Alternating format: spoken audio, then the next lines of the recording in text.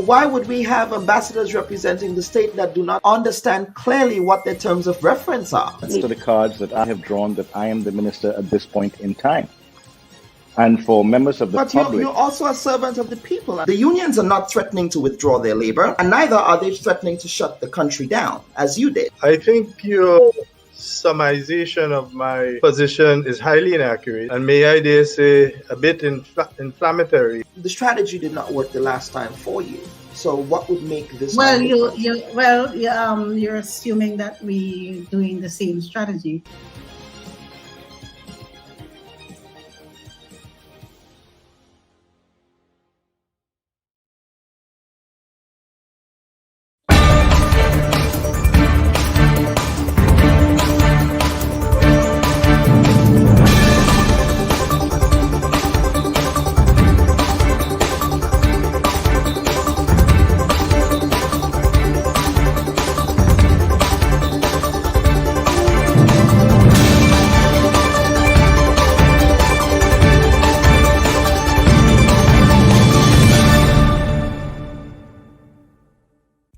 Hello and welcome to the November 13th edition of the Bubb Report. I am the Bubb Report's assistant producer, Rion Charles. Vending sites have proliferated on the streets of Grenada, creating what some see as an eyesore, both in Grenville and in the town of St. George. Citizens, while expressing the view that those of the working class have to earn an honest day's wage by vending, have also expressed frustration that burgeoning street vending has created log jams along the sidewalks in Grenada and is making it difficult for city-goers to navigate the sidewalks. This week on the report, we discuss the state of urban expansion in two of Grenada's towns. We will also get an update on the state of Camahon Park against the backdrop of reports that the land adjacent to the park may be sold to a private developer in the south of the island. Last week, a Grenadian theatrical institution celebrated 33 years of service to the national community. The Heritage Theatre Company, formed in 1993 by Christopher D. Riggs and a small cohort of enthusiastic artists, consistently produced skits, monologues, comic impressions, and mimes. They've also produced a series of dramatic plays that reflected many cultural and historical realities of Grenadian life, including Brangomania, Trials and Tribulations, Cricket, Lovely Cricket, The First Drink, Fedon, and so much more. This week, we sit with the founding director of the theatre company and his brother, Anthony Wendell D. Riggs, to highlight their interest in theatre, literature, the arts, and history. We welcome our guests, Jude Bernard of the Save the Camahon Park Committee, Chris D. Riggs of the Heritage Theatre Company, Brian Samuel, Development Consultant, and Anthony Wendell D. Riggs, author of We Kinda Talk, a Grenadian word salad. And now, here is our host for this week's program, Dr. Kellon Bubb. We begin with the Bubb Report's weekly editorial.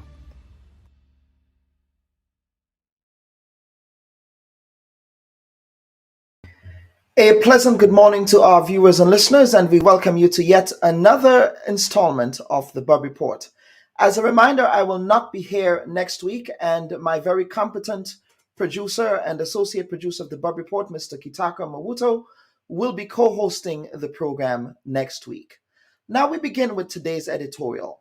Even at the remote resort, walled off from climate protesters by an authoritarian government in Egypt, the 40,000 delegates gathered at the COP27 climate conference in Sharm el-Sheikh can't ignore the rising tide of criticism surrounding their annual meetings. Annual global greenhouse gas emissions have nearly doubled from about 20 gigatons to nearly 40 gigatons per year since the global climate talks started, with half of all cumulative emissions since the start of the fossil fuel era coming just in the past 30 years. And in the 7 years since the Paris Climate Agreement was signed in 2015, it has in fact been the Earth's warmest years on record. Here in Washington, D.C., it feels like the end of summer and not the middle of fall. Now, this week and next week, the negotiators face the grim reality that the goal of limiting the global temperature increase to 15 degrees Celsius is further away than ever and possibly already out of reach. Although nations at the summit are charged with increasing their climate ambitions in a world increasingly stressed by climate extremities, armed conflict, extreme nationalism, and growing social tensions, the best case outcome for COP27 might simply be avoiding any backsliding on all the climate promises already made. The failure of the international process to address the climate crisis is especially frustrating for people who didn't cause the problem, such as small island developing states in the Caribbean region and the youngest generations of the world's population who know that their future is in jeopardy. We here at the Bubb Report also take this time to remember a Grenadian icon of radio, the late Michael Pitt, who died last week. Michael Pitt was the host of one of Grenada's longest-running primetime radio programs, the Late Night Jazz Show. His contribution to primetime radio was legendary, and we thank him for his service to media and broadcasting in Grenada. May his memory be a blessing, and may he rest in peace. And at this time, I wish to welcome our first two guests for this week's program. They're actually two siblings here, both Mr. Anthony Wendell de Riggs, who is the author of We Kinda Talk, a Grenadian word salad. I actually have a copy of the book here. I had a chance to read the text, Mr. de Riggs, and certainly I believe a part two is needed, given that we just had an election where we saw the emergence of new slang such as "and is that." So we will get into that. And of course, your brother, Mr. Christopher de Riggs, who is the founding director of the Heritage Theatre Company of Grenada Limited, who are also celebrating 33 years this month. Brothers, welcome to the Bubb Report. Good morning, Kellen. Well, thank you very much. You want to go first, Chris? Go ahead, man. I defer to you. You're the bigger brother, you know. Yeah. All right. Okay. Well, I'm happy. I'm very happy to be here, Chris. I must say it's good seeing you. You have been a very good brother. I've learned a lot from you. I want to thank you publicly, let the world know that you have helped me along my literary journey, and I'm thankful for that. And I wish you all success and congratulations on your 33 years Heritage Theatre. And I was there, I was there too, to witness the two showing of Fed On, and I enjoyed it immensely. Also, I must say that I looked on as the cast, the love that they showed you that night. Man, it was just fantastic. You know, I really, really was happy when I saw how they came to you and sang for you. It was a wonderful thing. So while I'm here too, let me say welcome to all. Well, I would see I have some fans on Facebook. Welcome to you, and thank you, Dr. Bubb. Thank you very much. Ade. Absolutely, sir. I really, really enjoyed reading your book, especially the section on Bush, which we will get into. But I want to begin by from the start. It would appear, and this obviously happened by chance. Mr. de Riggs, Anthony, older brother here, we were intending to have you on the program for a long time.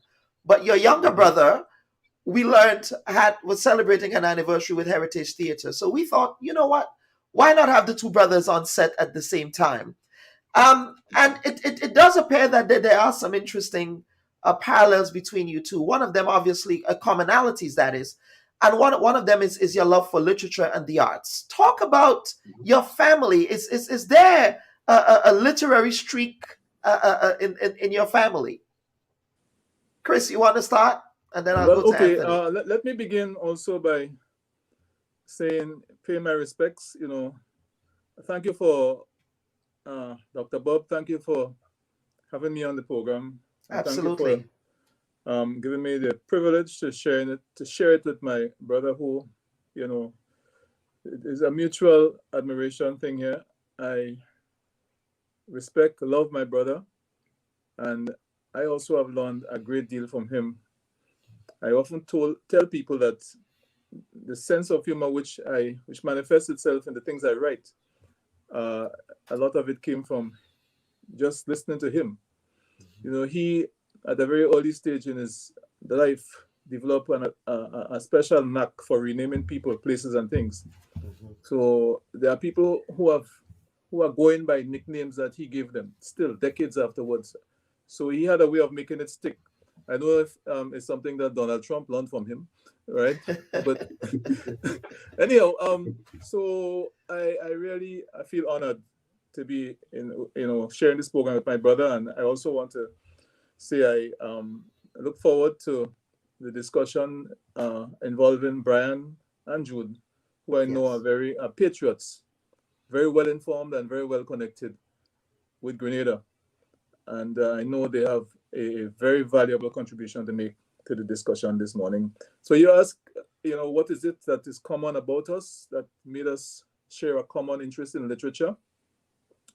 In my particular case, I want to especially recognize the contribution made by a former principal of mine at GBSS, Mr. H.D. Batiste. He taught me to love literature.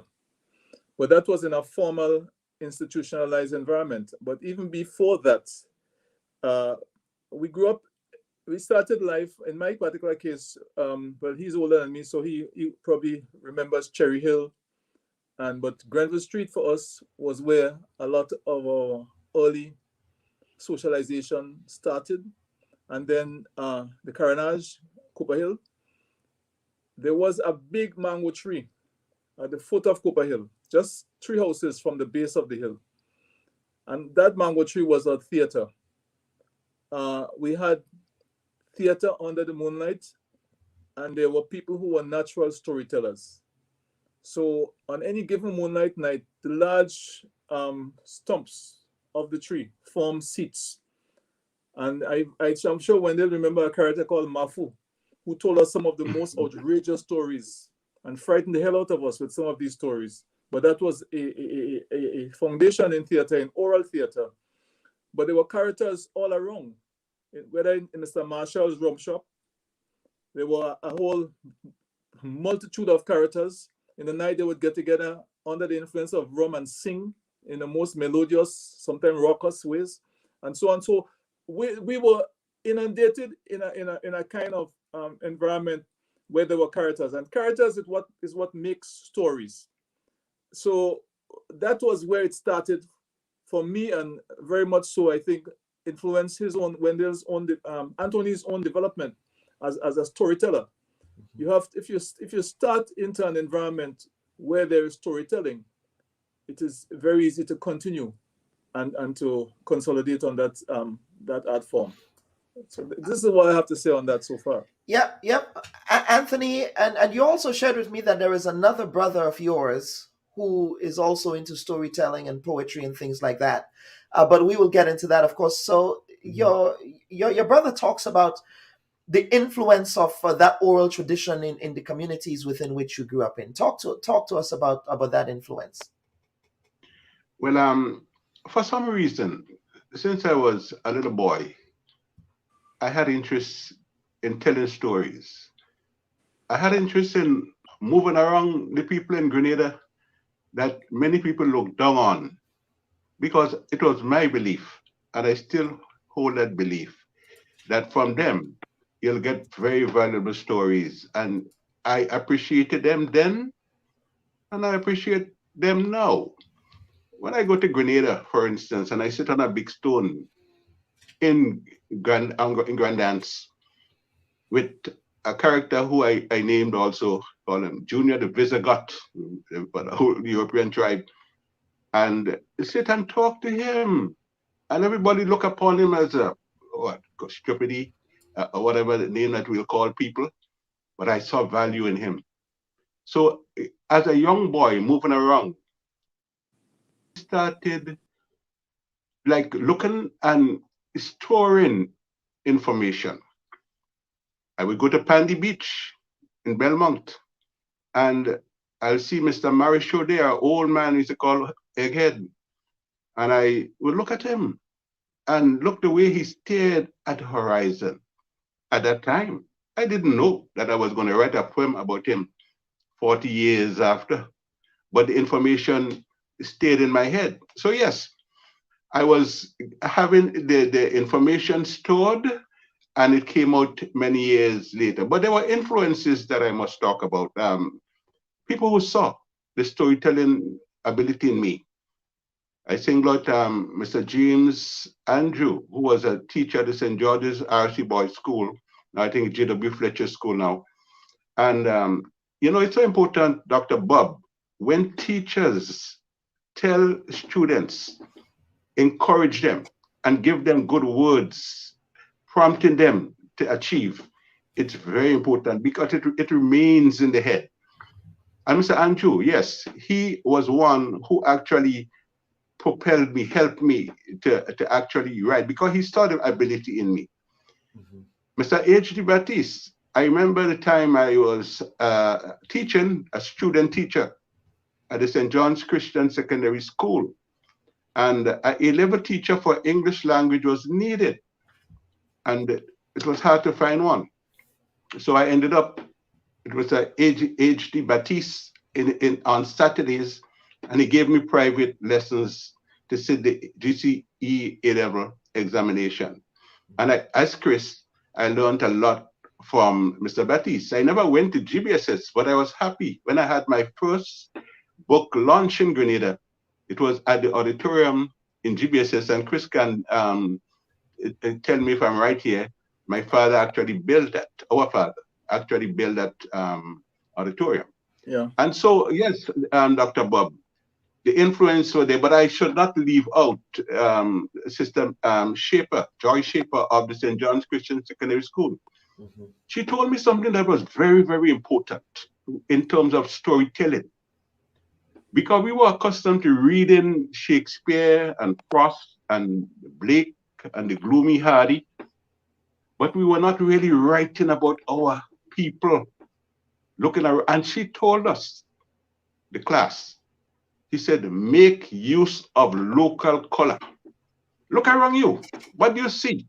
You see the sun bowing to the horizon. You see the multicolored sunset. You see the waves. You see water splashing against the rocks. Write about that. Make use of what you see. And that was an influence. So I started writing about the breadfruit and not the apple. Because in my mind, the breadfruit is as important as the apple.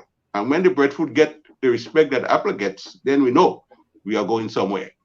So there were influences, and I must say that I'm happy that I actually was fortunate to be prompted by people who saw in me the storytelling ability. And of course, Chris mentioned the characters, because in the characters, the Grenadian characters, I saw value. When I looked at No, ringing a bell, announcing the latest sales, years after we have all the various television commercials, but this guy was a pioneer, So I see value in people like No, and this is what I have to say. I'm thankful for all those who helped me along the way. And it is I just asked in Papa God to give me life and strength so I could continue doing what I'm doing. And I appreciate my Facebook people too, because they are those who actually helped me on the journey. One last thing, quickly. Yeah, yes. I started writing on the talk shop, the Spice Isle talk shop. And it was stories about Grenada. And it connected, resonated. People were happy. They loved it. And the encouragement was great. And that is where the notion, the belief that I was going to do a book, and I actually took that idea from the Spice Isle Talk Shop to actually put all the little stories I was putting on Talk Shop, put it in a book. And then I came up with my very first book, Recollections of an Island Man, which is on Amazon, of course. So the talk shop was like a springboard to help me, Right. you know. Absolutely. And Now I see we do share something in common. We all lived on Grenville Street. I'm also of course, my dad, my father grew up on Grenville Street. My grandmother, when right. she left Guelph, she stayed in Mm-hmm. River Road for some time, Cemetery Hill, but then Grenville Street became her home. Mm-hmm. So it's interesting to hear both of you say that Grenville Street also inspired your storytelling, because what I remember growing up on Grenville Street was just the colorful people that we had there who told many stories. My grandmother, the late Wilfina Williams, may her soul rest in peace, she was such a gifted storyteller, cut from the oral tradition. Yeah, I learned about the 1951 revolution from her in many respects, obviously through the oral tradition.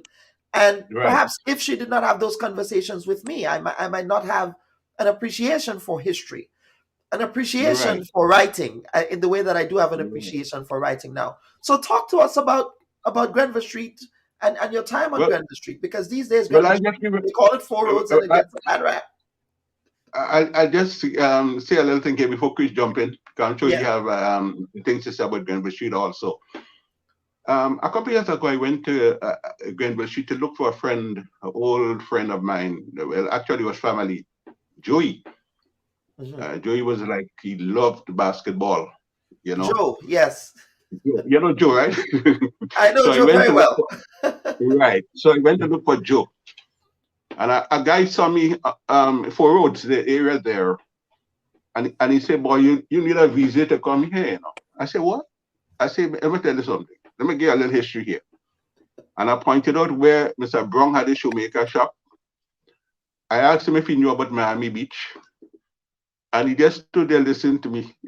He just gave him a whole history of Grenville Street.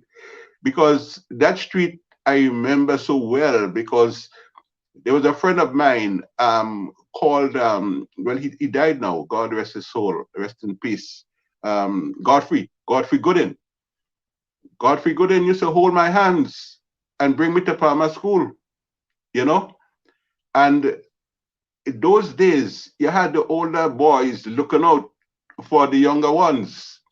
Grenville Street was where I would take a broomstick. No guys have like all these iPhone and this iPhone and cell phone and all these different things. But our pastime in Grenville Street was riding broomstick and pretending it was a horse. And we were happy. The very simple things, you know. One of the things about Grenville Street also that I must mention, and Chris can talk about it also, I'm sure, is the shops, Mr. Jones and Miss Sandyford. In fact, I had mentioned Mr. Sandyford shop, and somebody picked me up and, how could you mention Sandyford and leave with Mr. Jones, man? You can't do that. Mr. Jones shop, both shops were, yes. But one of the things I want to talk about it, and you can even mention Mr. Marshall's shop on Taylor Street, where we went to live later on, now called Howard Blaze Street. But something significant, Dr. Bob, is a very admirable Grenadian quality, trust. I don't know if it exists the way it existed before, but they were poor people. They didn't have anything to eat much, but the shopkeepers would trust them. Some of them never even wrote down what they trusted. It was a nice relationship between the shopkeepers and those who trusted. So I think of the Sandyfords and Mr. Jones and Mr. Marshall in Taylor Street, who helped a lot of poor people to have the bread and the butter, and a little butter too. So thinking of Grenville Street, I all remember the bells going up, and that area going up, and you can go up to the Presentation College. I remember Blogo Cottage. I remember the area that you can go Williamson Road. And in the book, I have Williamson Fire. It didn't last as long as Williamson Fire. So even from Grenville Street and area surrounding, I was able to pull like words and expressions that we were familiar with back in the time. So yes, Grenville Street was where we had to beg our parents to go down and bathe in Miami Beach. Now I try to locate Chris, you can tell them exactly where Miami Beach is. You can chime in here. Where we call Miami Beach. Well, you're looking at an area between the what's now the cruise ship complex and the fish market. Mm-hmm. There was a seawall there, and we used to just run across from by the dispensaries. Mhm. And there was a break in the seawall, and that's where we jump into the sea with a running, flying jump into the sea after run across the road. That was the Miami Beach area, as far as I recall. Mm-hmm. Yeah. Of course, we don't see it anymore because of the engineering works. It's all that reclaimed have land been done now. Yeah. Mhm. in recent times. Your recounting of the Grenville Street experience pretty much, it coincides with my own recollection. These were it was a street riddled with characters, and you mentioned at the top of the hill, you had the bells. We used to be coming down on scooters on Bell Hill, oblivious to the risk that we faced at the time. Your children are protected by the guardian angels because that is at the top of a precipice, which takes you straight down into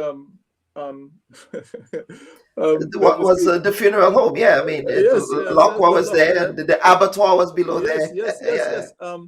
Well, we used to come down on the scooters straight from the Bell Hill, right down to past Mr. Jones' shop. There's this intersection there with Papa Hines. Papa Hines had a funeral agency there, and it inspired a lot of fear in me as a kid, having to walk past Papa Hines' funeral agency. But I wrote a book called The Shadow of the Leader, which was published in 2011, a novel. And it starts with Grenville Street. It starts with waking up, sleeping on a crocus bag, on a floor, in a little apartment in Grenville Street. And my mother telling me to go to Old Fort and go and tie out the goat.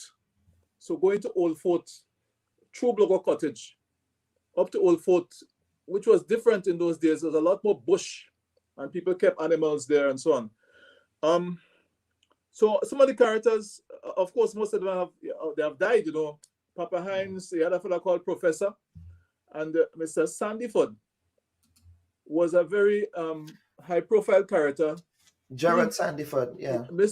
Gerald Fitzgerald. He had a handicap, if you want to call it, with his hands, and it is very instructive that a man who had such a handicap could become a sign painter.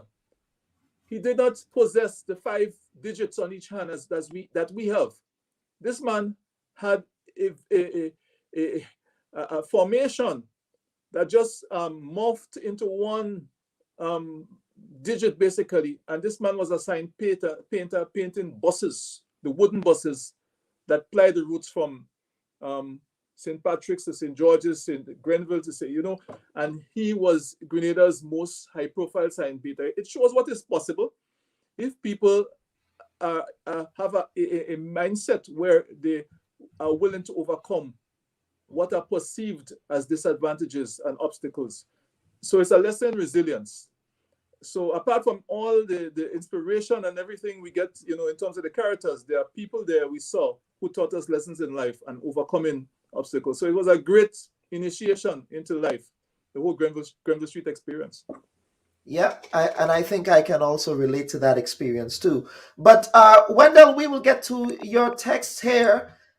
And what I would say, if I were to write a review of this book, what I would say is if we do need a Creole and indigenous dictionary of Grenadian terminology, this is the book that you need to have, really and truly, because what you've done here, you've skillfully brought together a lexicon of Grenadian sayings and Grenadian words that if you have some tourist that's coming from Denmark, for example, who wants to familiarize themselves with local Grenadian dialect, I believe this book would give them a very good start.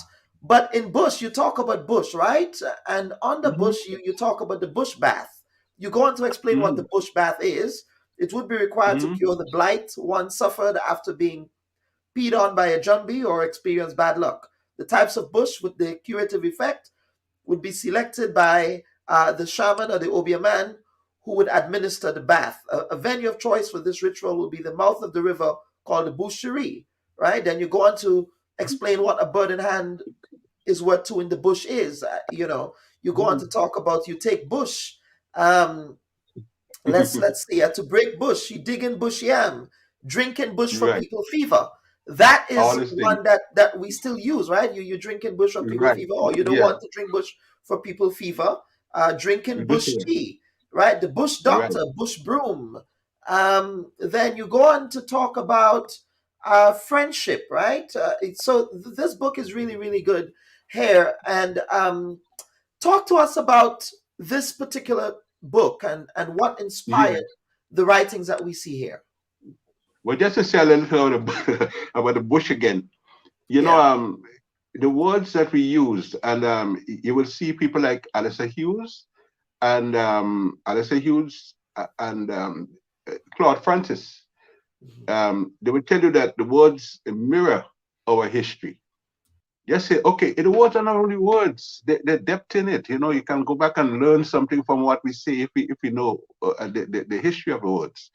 Like you haven't seen somebody for a long time, and you say, "Boy, hey, I ain't seen you at all." Like you take bush. Sometimes we say you take high woods.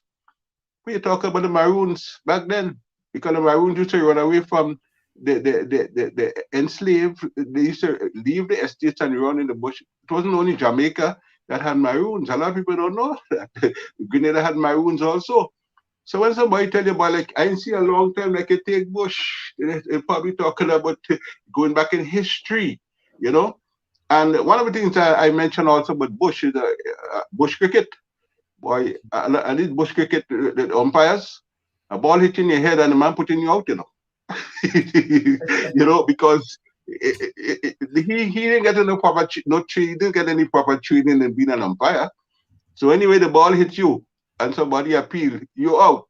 But yes, so the book is rightly termed a word salad, because if we look at the words that we use, many of them came from somewhere, In the book, I mentioned, I did not try to go to the root of the word. I leave that for those people skilled in etymology and linguistics and so on. I leave it for them. Because you're going to have a problem with that, Because Trinidad probably would claim certain words, which Grenadian would say it belonged to us. And they might further say, okay, it's a Calypsonian that bring that word in Trinidad. Or the people after the Treaty of Versailles and the Treaty of Paris, when the French were suffering at the hands of the British in Grenada, and many of them pack up and they went to Trinidad, and they went with the slaves and the enslaved, and they went with the patois down to Trinidad. So to claim words is very difficult. But there are certain words that we could say probably are just expressions that are Grenadian. But what I try to do in the book is to bring back a lot of the expressions that we use, because they were valuable. It taught us, our parents, a lot of the expressions were used to actually admonish, to inform, to instruct, to scold. And it was valuable for us, So I wrote this book with the hope that people get a very good understanding of what went by. As time passed on, the words change, it evolved. We have expressions these days that when I was growing up, I didn't hear. But then again, also, we have expressions that came in. Grenadians traveled to various parts. They went to Panama. Many went to the oil fields of Aruba. Some went to, well, of course, Trinidad, the United States, various places, and they came back. And many of them came back with the expressions. You have guys who used to drive the wooden buses, and they will call the bus Aruba Pride, or Lago Pride. You know, and some people went to Spanish countries, and a guy called it "Bos Adios." And so all the expressions that we use, many of them, I shouldn't say all, many of them came from somewhere, but it became part of our daily speech, you know, and we use it. It was Alistair Hughes who say English is not our national language. It's not the national language of the island. You see that the national language is different. That is what you're going to hear when you go to the fish market, when you go to the market, when people are relaxed and they do not have to speak the Queen's, when they know the King's English.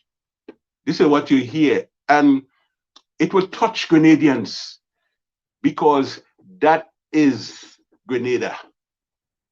The words that we use, the expressions that we use, that is us. So when that is our identity, yeah. Exactly. So when the politician was talking about where he did and a day and all this kind of stuff like that, you ever notice like even a funeral, somebody might be speaking the most perfect English that you can think about, and then that person might want to announce that there'll be a repast after the funeral, right?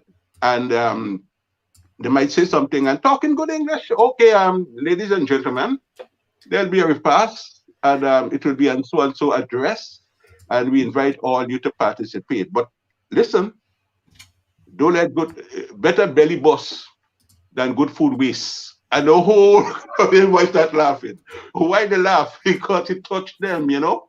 They didn't laugh when they say there'll be a funeral and announcement. But you see the words that we use, the expressions that we use, it will really get to us because that is what is our language. I mean, I'm not going to tell a student to go and put that in the CXC exam because you know they're going to fail you.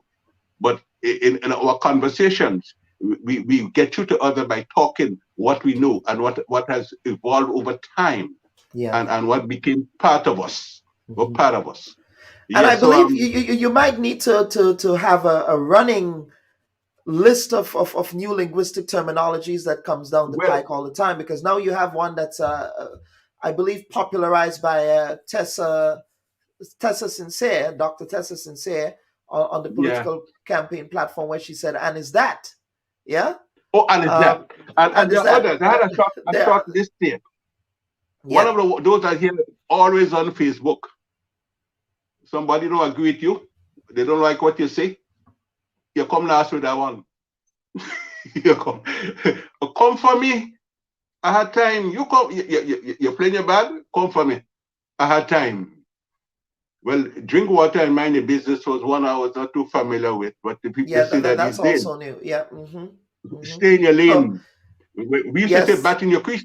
Bat in your what? I batted in my crease to like take it from a cricket game. Yes. No, I don't know if this one is Grenada or Trinidad, but somebody in some party or somewhere or some event, some social event, they call a friend, well, I inside. And then a popular one, boy, I cry. And some people say, a ball. Well, I heard this one in Trinidad and it's in Grenada also. Don't jackass it, you know, a week. We big and we have sense. That is, you have that. It's fascinating, isn't it? Dr. Bob, you ain't agree with me. I say it. Well, come for me. Come for me. And that is that. An A of finality. You know, the case closed. And that is that. And then a guy years ago, he made an expression that took hold. A set of lies. A set of lies. So we do have a lot of the new ones, and probably there may be a time for a part 2 in this book, you know? Absolutely. There needs to be a part 2. But for viewers and listeners who want to get a copy of the book, where can they purchase it? I know it's available on Amazon. It's on Amazon, and also Recollections of an Island Man is there also. And I've actually written 4 books, but those are the 2 that you can readily have. It's on Amazon. Okay. And for the folks in Grenada, where can they? What bookstores are carrying the book? Chris have some books on there that he can they can always contact Chris. Spiceland Mall. Chris is a very Spiceland popular Mall. guy in Grenada, and they Yeah, will know to Chris. find him. Yeah, Chris said, Chris, you're saying it's at Spiceland Mall? Spiceland Mall, Art and Soul Bookstore. Art and Soul Bookstore. Right, and people can check with me. I have some copies available, so I'm willing to, deliver upon request. So, okay, very well, very well. Now, Chris, let's go over to you. Heritage Theatre Company, you're celebrating 33 years. 33 years. How does it feel? The time has certainly flown. Well, I stopped counting the years some time ago. It's as if, it reminds me of my mortality. Mm-hmm. And I also, spend a lot of time thinking about the people who were there for the start of this journey. So it's a good time to remember people like Christine Clarkson, the unforgettable, super talented Christine Clarkson, who is no longer with us and who was one of the people there at the beginning. Not at the very beginning, but she came on afterwards. We can remember Shirley Braffett. Shirley Braffett, former principal and founder of Alpha School, but she was one of the founders of Heritage Theatre Company. Again, she is no longer with us. Francis Bengi Charles, David Omowale Franklin, Chauvin Sylvester. All these people were there at the beginning. I had a special relationship with Asquith Duncan because I actually recruited him into theater from GBSS when I was a teacher at the GBSS, and I recognized his unique comic talent and acting skills. So I was like a big brother to him, and I still haven't gotten over his death properly. Mm-hmm. So I spent time thinking about those who were there from the start. For me, it has been a wonderful experience, a wonderful fellowship with hundreds of people who I've come into contact with as a director, as a playwright, people who were actors, people who were part of the production side of things, whether they were sound engineers, lighting technicians, wardrobe mistresses, or set designers, not just in Grenada but outside of Grenada. But there's a special friendship that developed between myself and the people in Heritage Theatre Company, who have become like a second family to me. It's not just people who have developed a professional relationship with, sharing a common interest, but people who have actually become some of my closest friends.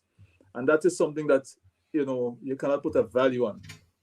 It's also a good time to celebrate the partnership that has been formed between my theatre company and our patrons, the thousands of them who have steadfastly and faithfully supported our work. When we started in the 1990s thereabout, there was not much theatre happening in Grenada. And we wanted to, build a Grenadian theatre. And we were very pleased to be able to work with other practitioners in the theatre arts, to be part of that common endeavor, people like Francis Uras Peters and Ricardo Keynes Douglas, who made a great push to help to build a Grenadian theatre. I also want to recognize the contribution made by Michael de Gale and his TUMDA, Theatre of Unique Movement and Dance and so on. They made a worthwhile contribution and so on.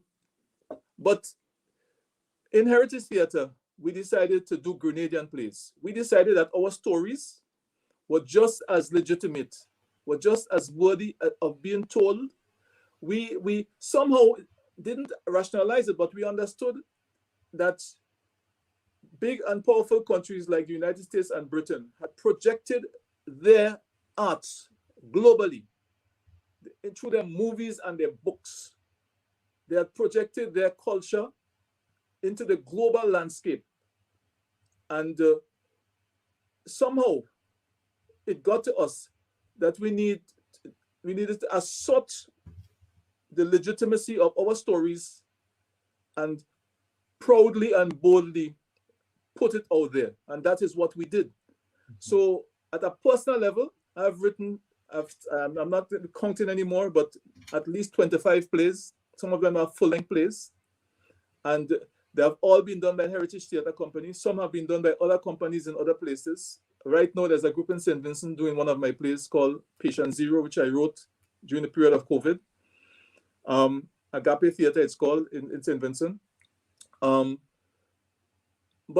we were able to not just work, as a silo, just with ourselves. We were able to form partnerships with ministries in the government, government ministries, with institutions which lined up with us to do educational theater, whether it was climate change or matters related to family life, education, HIV, awareness, all these things.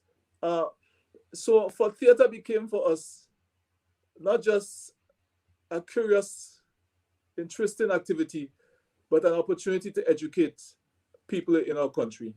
So at this point in time, we feel confident but grateful.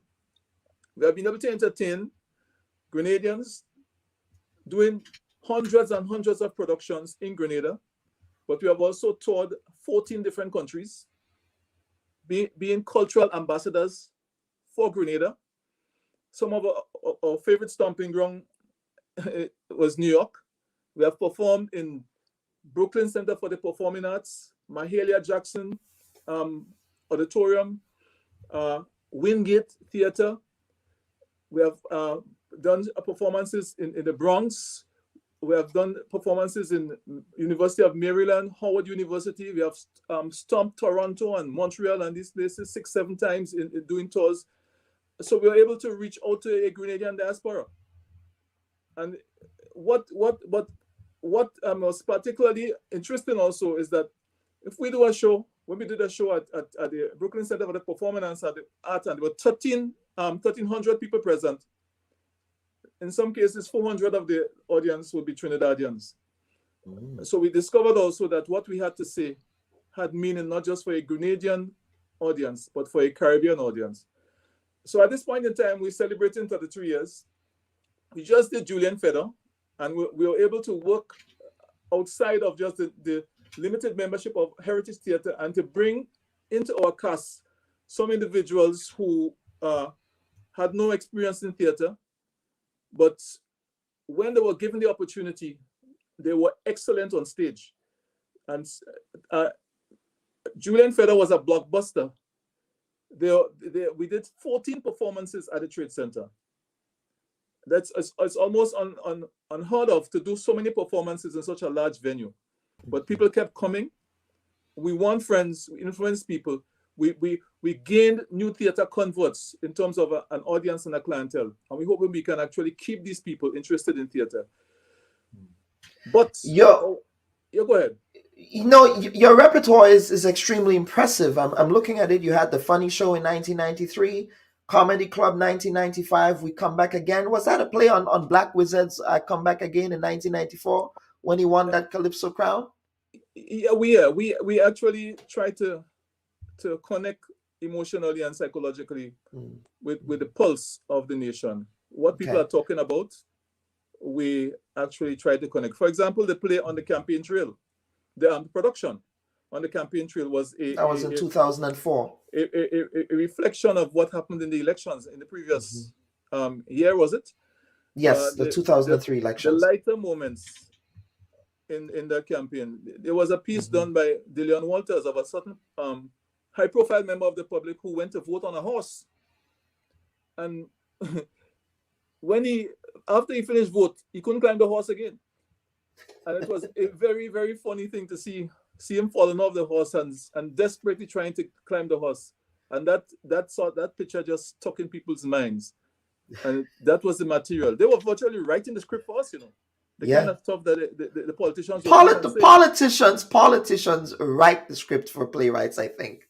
Every iteration of every generation of Grenadian politician, I think they've managed to do that.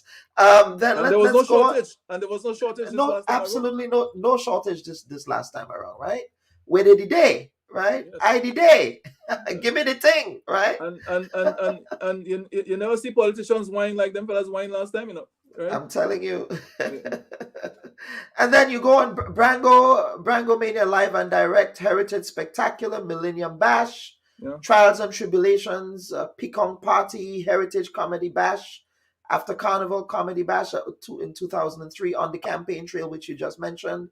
Hurricane Ivan Rufus, that was in 2004. Cricket Lovely Cricket, 2007. Bush Bash in 2008. Vintage Heritage 2014. Make Grenada Great Again. Interesting play on words there in 2017. And of course, It Julian followed the 2016 U.S. elections. Yeah. The MAGA the MAGA slogan, movement. Yeah. Make America Great Again. Yeah. And you have FEDA. What is coming down the pike? Are we going to be seeing Grenadians call for a repeat of FEDA before you put it on in the summer? Are you going to be doing anything in the upcoming holiday season? We just finished filming FEDA. Okay. And in a month's time, it will be out as a social media product, as a paid-per-view product. So we do not plan to stage the play in the near future.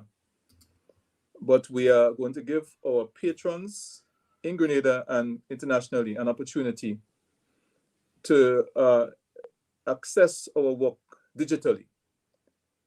One of the challenges we face, and not just us, but other people who are creatives, is how to reach out, give ventilation to their material in the context of the technological environment that we live in. How do we adjust the way we market and put out our work? So by filming FEDA and putting it out on social media, we are venturing out into a new way of marketing our work.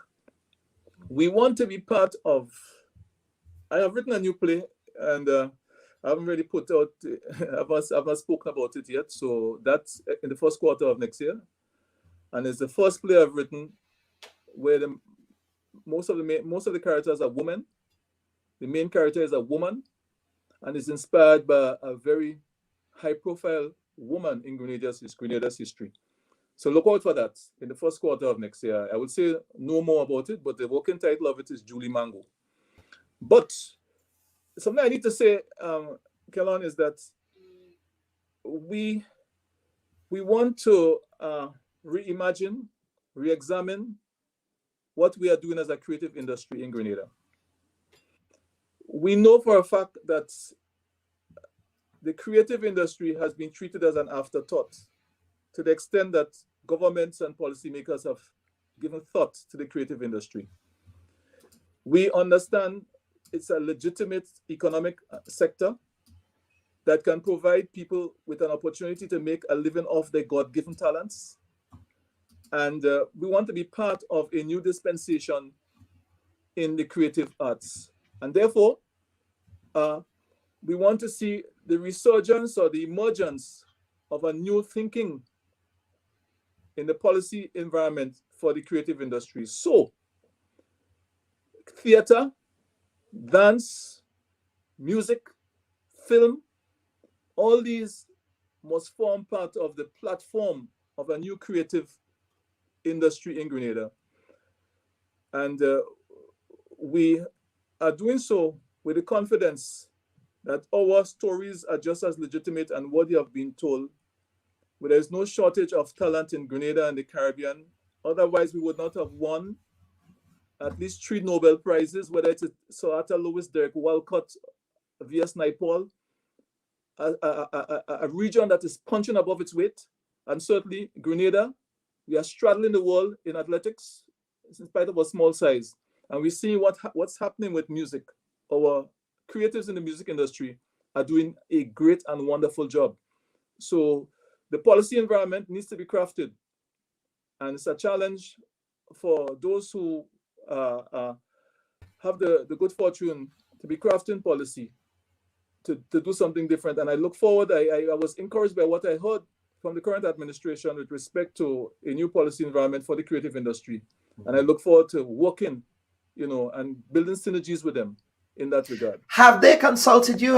We've heard many overtures around what they intend to do for the creative economy, because it is an economy if you think about it. Right. Have they reached out to you or other theater people in Grenada? Well, I've had some informal discussions with some of the the movers and shakers in that regard, and I look forward to working with them. Mm-hmm. It's a drum I've been beating for decades, and I think the current administration get it. They get it. They understand, and it's a situation where if you don't get it now, you will never get it, because the examples are there. What Britain has done in the 1990s with the creative industry, what Ireland has done, what Singapore has done, India with its Bollywood movies, Nigeria with Nollywood, yeah, and so on. So I'm hearing an encouraging articulation of a new policy approach from the new administration, and I look forward to help to build synergies with them in that regard. Absolutely. Folks, we have to get to the next segment, but Ms. Anthony, I want to start with you, older brother Anthony. And any closing comments from you, sir? Well, just to say on two things. I just want to make a quotation from James Weldon Johnson. He said something which was he's an American, but he died years ago, Black American writer. And he made a statement. He said, a people may become great through many means, but there is one measure by which its greatness is recognized and acknowledged. The final measure of the greatness of all peoples is the amount and standard of the literature and art that they produce. So the literature and the art must be encouraged. We could remember Shakespeare and a lot of writers, but you ask somebody to tell me two doctors who lived in Shakespeare time, and you'll have to bust your brain to find it. And finally, on dialect, a quotation. It is not my own quotation. And the nice thing about our Grenadian dialect, it's not that hard to understand. And when we write dialect, we write in such a way that people would understand. I used the word one time. A person who was not born in Grenada heard the word planas. He said, "Boy, where you get that word, boy? That's a nice word. Where you get that word?" You understand? So we write in such a way, it's easy to understand, and we have explanation. In the first book that I wrote, there's a glossary in the back that you can look and see what some of the words mean. But when tourists come to Grenada, they already know, many of them, the English language. They want to know something new. And on dialect, this is a quotation, it's not my own. It is the most effective linguistic medium to articulate the pulse, the rhythm, the culture, and the beauty of Caribbean life. In short, it captures the mood and it will give your writing authenticity. When we write and we express ourselves, it is a wonderful experience. Many people who read it, they feel good. I remember when I read a book, actually it's a poem by a Jamaican, Evan Jones, I think his name was not too, and the Banana Man. And that fell right into my pot. Tourist white man, wipe me in your face, met me in Golden Grove Marketplace. He look at my old clothes, brown with stain and so through the Portland wind. This is what I know, this is what I knew, and this is what I still want to bring out to the people. You think in terms of writers like George Lamming, Catching Crab, our own Caribbean literature, we should encourage it. And so I am impressed, and I am see people like David Ambrose and others in Grenada are doing much to actually promote and encourage reading, because reading is essential, and critical thinking, all is very important. So this is what I want to say at this point. I'm thankful for the opportunity to say it, and continue doing what I do as long And as something, yes, absolutely, Mr. D. Riggs. But Anthony, something I want to say, and as I've gotten older and as I've had the privilege of coming into higher education, one of the things that is now bothering me, but one of the things that's part of the way we think about language and linguistics is the notion that if you speak with a particular accent, or you use particular dialects, or you use particular phrases, that somehow is bad English, right? And there is a tendency to look down on people when you speak in a particular way, right? Or you use particular terminologies, and we still, and part of it obviously has to do with that colonial legacy, but there is still that tendency to romanticize proper, quote unquote, proper English, right? As opposed to romanticizing our dialect and romanticizing the local thing now. You know what I mean? So I just want to get, I want you, both of you gentlemen, to pick up on that. And that is why I made the point that if you're going to do CXC or back in the time we had GCE, a lot of people failed because they slipped in some of the colloquial, the vernacular, the words that they knew. But that's a big no-no, because Cambridge was looking for the king, and you have to be particular. I remember there was a teacher in a class in primary school, and he was struggling with some students because we were singing a song, "Oh, give me a home, oh, give me a home with a buffalo roam, with a deer," and the children were saying, "with a deer," and he had to stop. "Boy, the word is deer," you know. So, and in fact, they were singing things that he didn't respect at all, because back in the day there were some very, very strict headmasters, and you had to speak the Queen's English. Well, now, as I said, the King's English.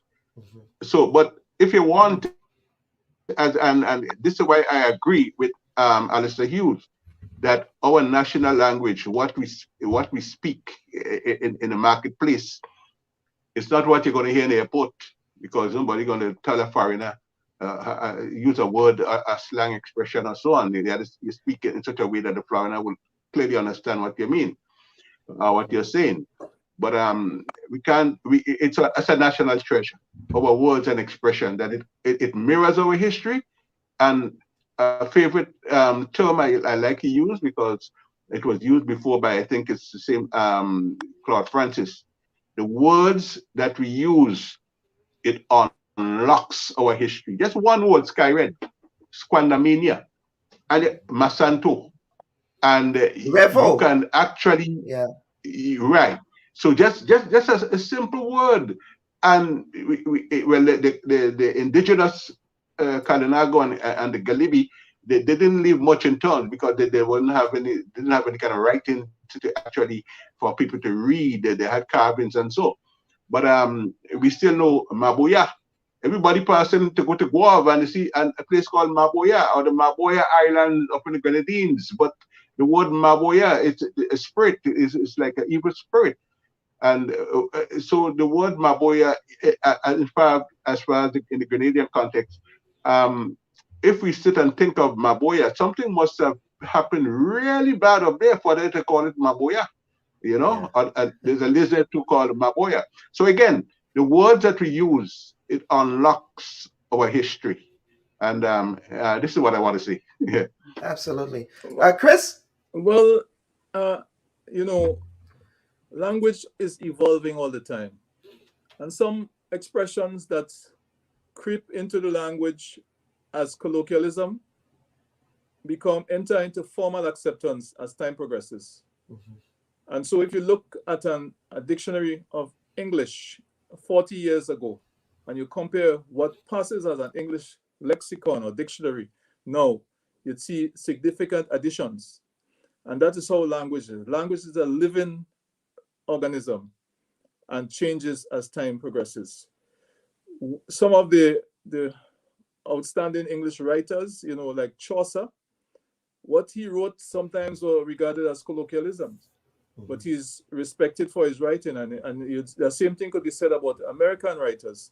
So we need to understand that about the Caribbean. We should not be ashamed or intimidated about the way we speak. I've learned long ago you have to be able to switch codes. So the language which we're thinking, our psychological language, it's pretty filled with the English Creolese, and but the language we may choose to use if we are being interviewed on BBC or some international forum, we may choose to speak the King's English, as my brother says. Mm-hmm. So we need to be, in a sense, bilingual.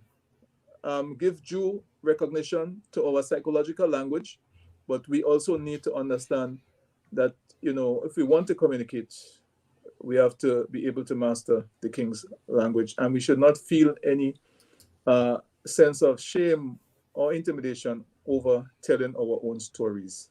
I draw your attention to Jacob Ross, who is one of the most outstanding writers in England today, a Grenadian, who, if he writes enough books, one day will win the Nobel Prize for Literature. He has no apologies for using Grenadian expressions in his books. And Grenada is part of his muse or his source of inspiration in what he's writing. And he's really doing a fantastic piece of, Brian called it wordsmith. He's one of the best word crafters around, as far as I'm concerned. And we ought to be proud that the son of our soil is out there writing and using the Grenadian local color as the muse or source of inspiration for a lot of what he's writing. Grenada needs to wake up and honor these people, take note of what they are doing. Mm-hmm. So I think that is my 2 cents I'm adding to what my brother has said. Your 2 pence halfpenny. Yes. Any closing comments? Any other final comments before we get to the next segment? Again, let me end where I begun. Thank you for having me, and thank you for providing me an opportunity to do something with my brother, somebody I respect, and I cannot tell you how much I love and respect my brother, and I'm happy when he's happy with what he's doing. And so thank you for that special honor. Thank you for being part of a forum with 2 other patriots, Brian and Jude, and I look forward to their presentations. We want to be disruptive as necessary in order to change people's thinking and their approaches. So there are other discussions that need to take place about turning this big ship around in terms of what we're doing with the creative arts in Grenada. Mm-hmm. And I think the discussion has only just begun. And this will form the platform for a new level of appreciation for what we are doing. Let the Grenadian writers continue to write their books, and let the policymakers facilitate as they should. Let us usher in a new environment and a new era, a new dispensation in the creative arts in Grenada. Thank you. Mr. DeRiggs, thank you so very much, and I look forward to ordering Fedor once that digital copy becomes available. Yes, support the art, support what these folks are doing in Grenada, because they are, in many respects, they are the life of the nation, the linguistic and the cultural life of the nation. So, Chris, thank you again for appearing on the Bubb Report. Now, viewers and listeners, for the next segment of the Bubb Report, we are going to delve into an issue that some have been calling a national eyesore with respect to the state of vending booths on the Kirani James Boulevard, as well as a slew of abandoned fishing vessels parked in the sheltered harbor over there at Kirani James Boulevard as well.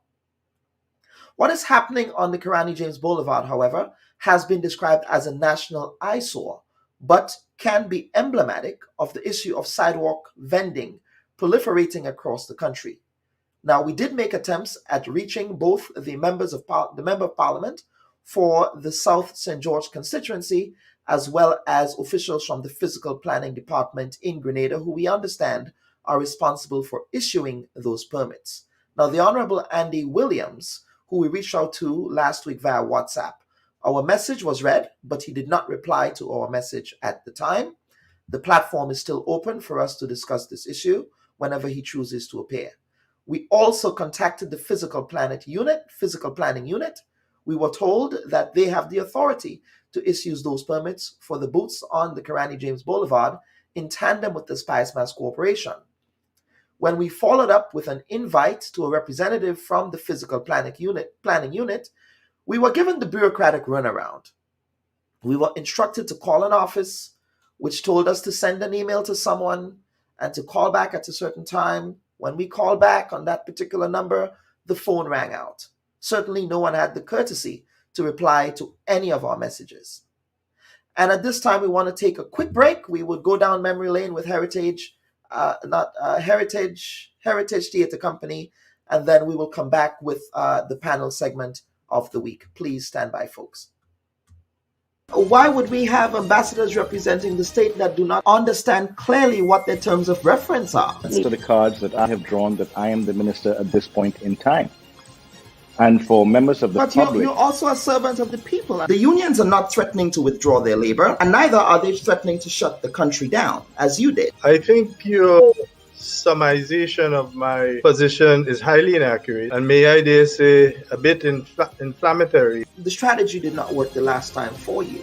So what would make this? Well, you're assuming that we're doing the same strategy.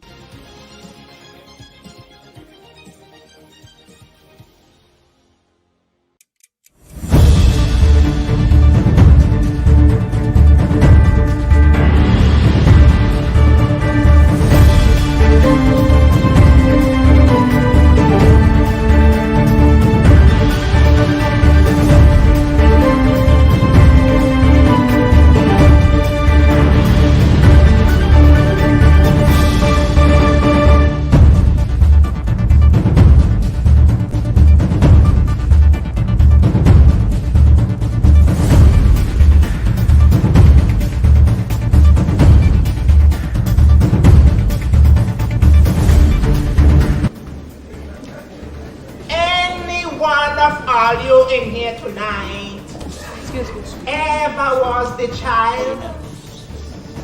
I mean, to have the cause to go and spend the time with your grandmother.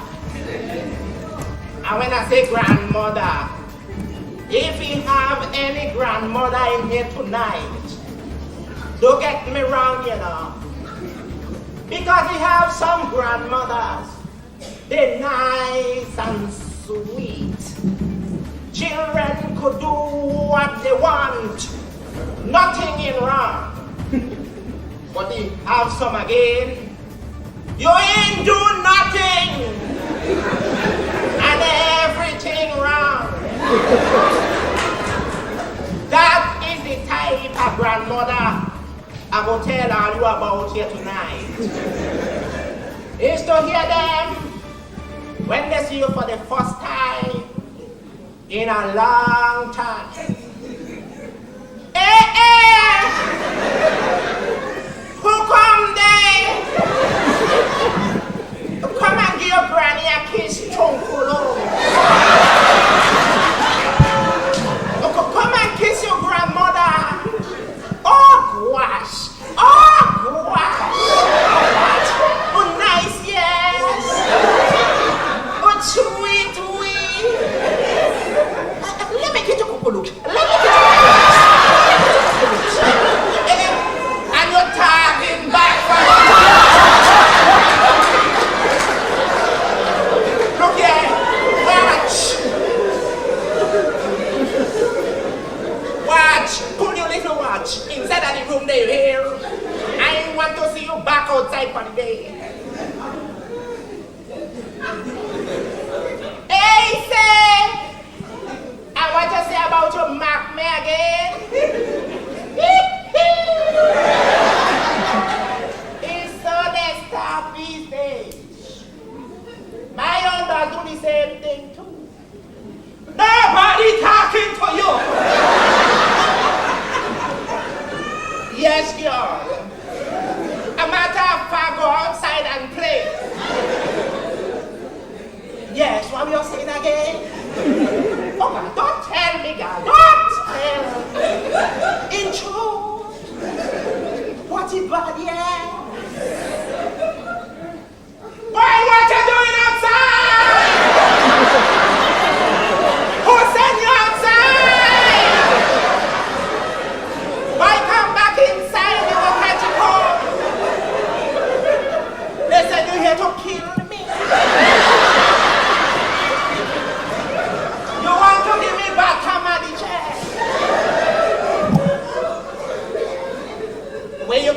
your dirty food.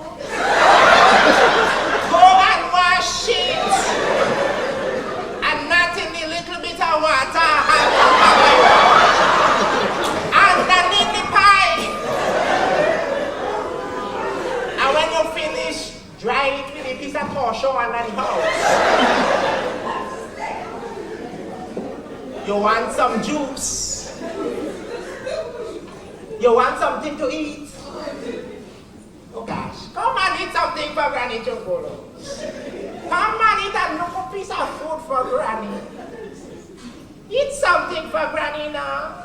Eat a little bit for Granny. Yes, darling. Eat some more. Oh gosh, yes. Eat a little bit. Like you're real hungry.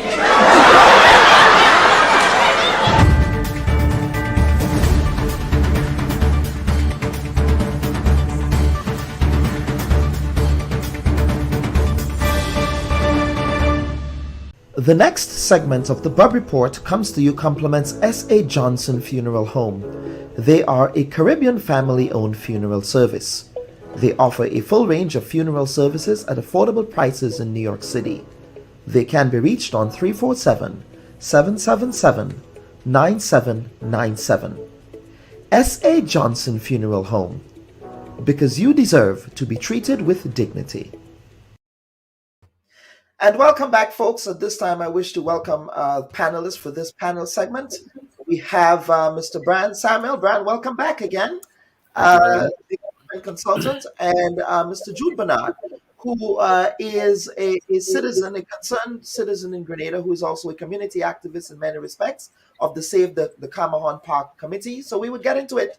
Jude, obviously, you said you indicated to us that you did have a meeting with the Member of Parliament for St. George South concerning the state of Camahon Park. Can you give us an update as to what that meeting was held for, and what would the future direction of Camahon Park look like? Thank you very much, Calon, and thanks for having me.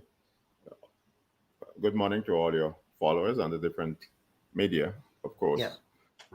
That meeting that we had planned with the parliamentary representative didn't actually come up, but we did have, as I indicated to you, on that very week, a meeting with the Minister of Tourism, and because that's the ministry under which the management of the Camahon Park falls.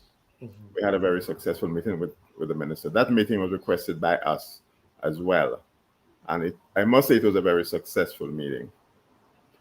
As you know, our committee, the Safe Camahon Park Committee, was an advocacy group.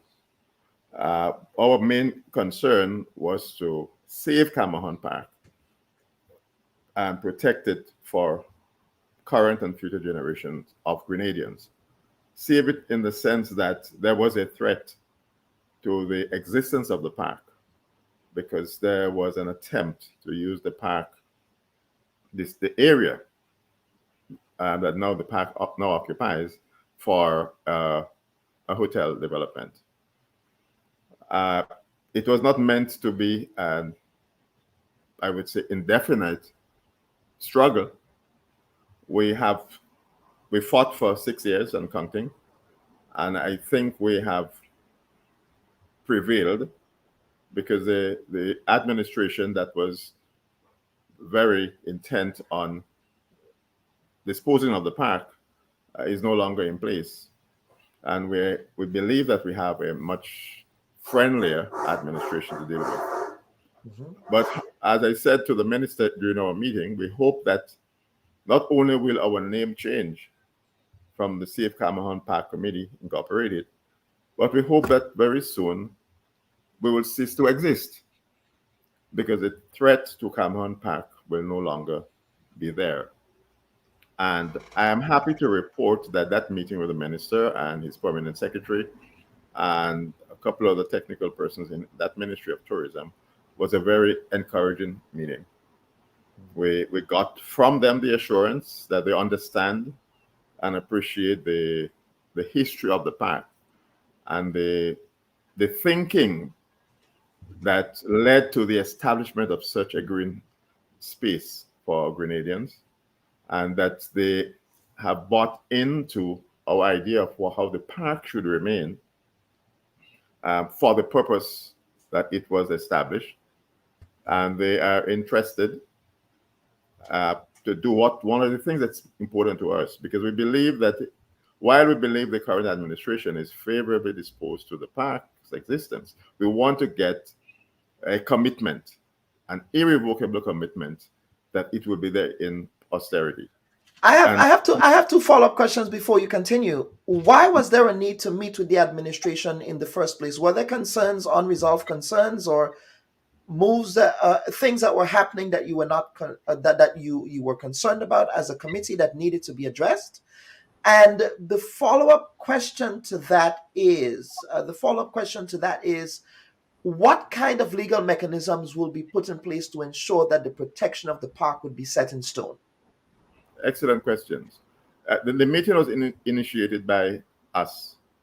Of course, we had many attempts. We had one meeting with the previous Ministry of Tourism, and we did request to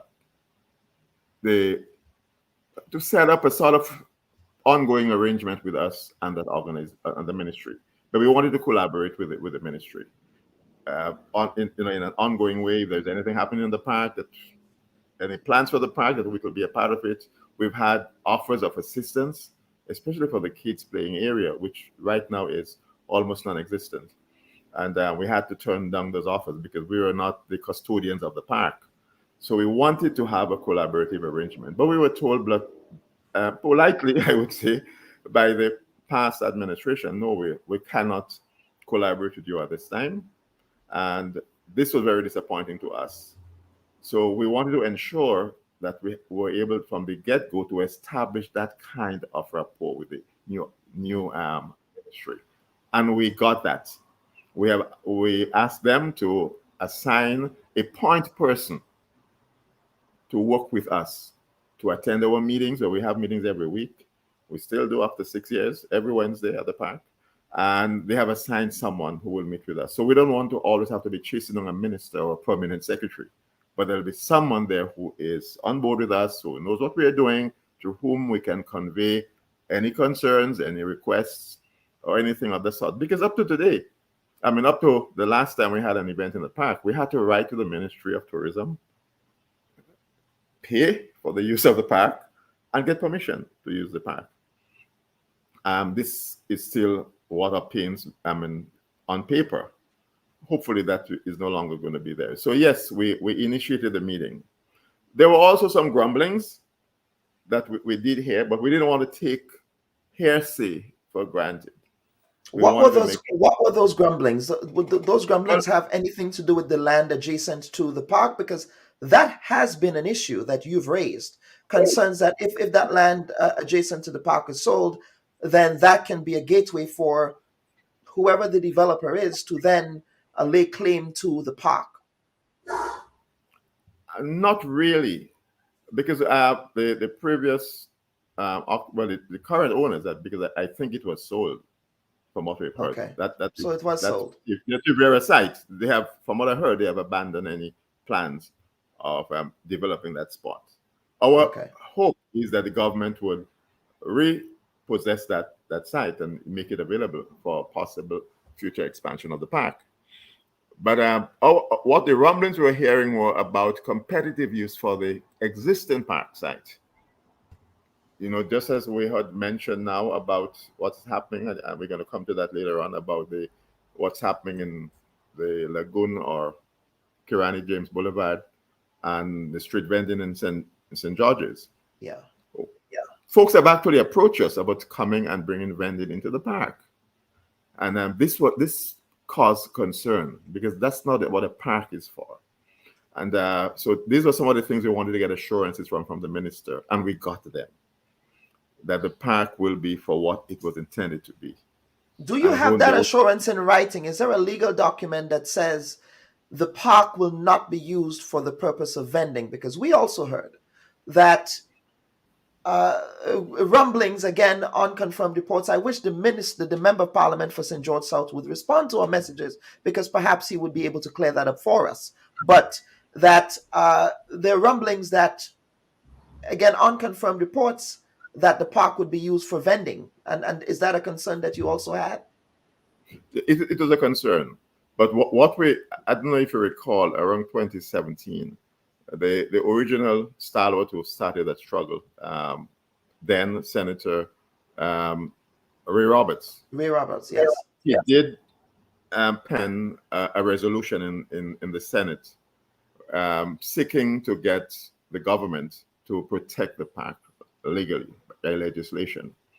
And we raised that with the current minister. And he seems inclined, based on the meeting we had, on the minutes from the meeting, that he would be willing to champion that cause. Because it's one thing to say, okay, we won't threaten the park, but we don't want let's imagine that this administration goes away, that another administration comes and the same thing shows up again. So we are seeking to get some sort of legislation in place that will protect this park legally, right, for posterity. And we based on the conversation we had, we are confident that something as that will soon be attempted. Hopefully, by the time we have, because we are 7 years, we are 6 years into that struggle. Hopefully by our 7th year, they say 7 is completion. Let's hope that by our 7th year that we can have something like that done, and we can change our name, or we can just go away into the shadows because there is no longer a threat. Would you want to go away in the shadows, though? I mean, there are other issues around open space in Grenada that I'm sure that you might have an interest in advocating for. Oh, absolutely, but I'm talking about this specific one. The specific issue, okay. Don't forget, of course, it's one thing to save it, but it's another thing to make the best use of it. We think it has a lot of potential, but you cannot think of expanding it, enhancing it, unless it is secure. Now, having gotten security, the next phase would be to make the best of it. And as I've always said, I believe that this is one of the best opportunities there can ever be for collaboration between the diaspora and the resident population for a significant project in Grenada. Many of our folks in the diaspora are just as passionate about the park as we are. And we know that whenever they come home with friends or even non-Grenadians who visit with them, Grand Dance is one of the major stops. It must be a stop during any visit. And we believe that the diaspora is passionate, and we can work with the diaspora to put down there a signature park, something that Grenadians deserve and can have.